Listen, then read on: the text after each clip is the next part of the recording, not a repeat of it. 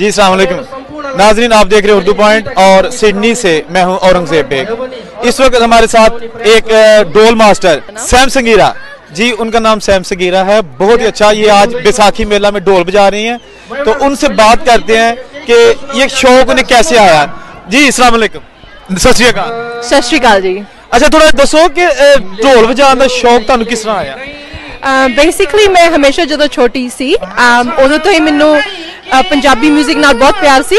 मैं सीखना चाहती सी, बट देयर वाज ऑलवेज घर दे कहंदे सी पढ़ना आ एंड एवरीथिंग एल्स, टाइम नहीं मिलिया।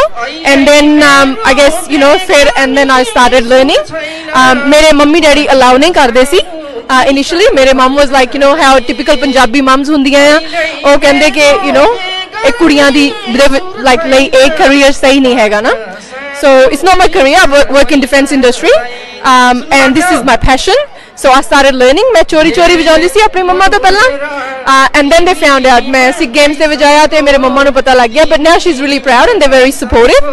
मेरे डैडी भी इत्थे आए हुए हैं और उन्होंने मैनू ढोल इंडिया तो ले आके दिता है। ਤੇ ਤੁਸੀਂ ਢੋਲ ਵਜਾਣਾ ਆਸਟ੍ਰੇਲੀਆ ਦੇ ਸਿੱਖਿਆ ਜਾਂ ਇੰਡੀਆ ਦੇ ਵਿੱਚ? ਇੰਡੀਆ ਦੇ ਵਿੱਚ ਸਿੱਖਿਆ। ਮੈਂ 8 ਸਾਲ ਤੋਂ ਵਜਾ ਰਹੀ ਹਾਂ। ਤੇ ਕਿੰਨੂੰ ਵੇਖ ਕੇ ਇਨਸਪਾਇਰ ਹੋਏ? बेसिकली मेरी इंस्पिरेशन सी कि जे एक बॉयज़ ढोल वजा सकता है, मेल यूजली अपने जिद्दां पंजाब दे विच मेल ढोल वजाउंदा आ, मेरी यही इंस्पिरेशन सी मेल वजा सकता, मैं क्यों नहीं वजा सकती ना।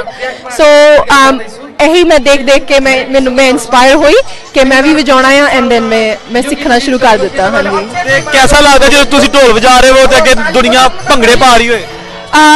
ਮੈਨੂੰ ਬਹੁਤ ਚੰਗਾ ਲੱਗਦਾ ਹੈ obviously, because I love it, it's my passion, and ਮੈਨੂੰ ਜਦੋਂ ਮੈਂ ਢੋਲ ਵਜਾਉਂਦੀ ਆ ਸਾਰੇ ਨੱਚਦੇ ਆ ਔਰ ਇੰਜੋਏ ਕਰਦੇ ਆ ਤੇ ਮੈਨੂੰ I feel honored, I feel humbled that मैं ढोल बजा रही हूँ तो everyone।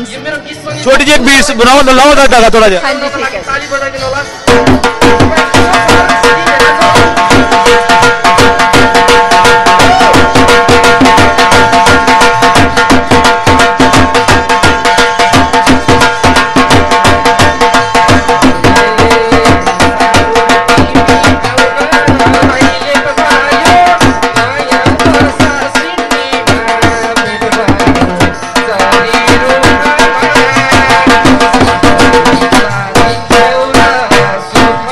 अच्छा, मैंने दसो कि कोई होर भी म्यूजिक बजाने का शौक है? नहीं जी, ढोल ही शौक है। मैं जो छोटी हुंदी सी उदों मैं हारमोनियम बजाती सी एज ए किड, पर नहीं ढोल ही मेरा पैशन है।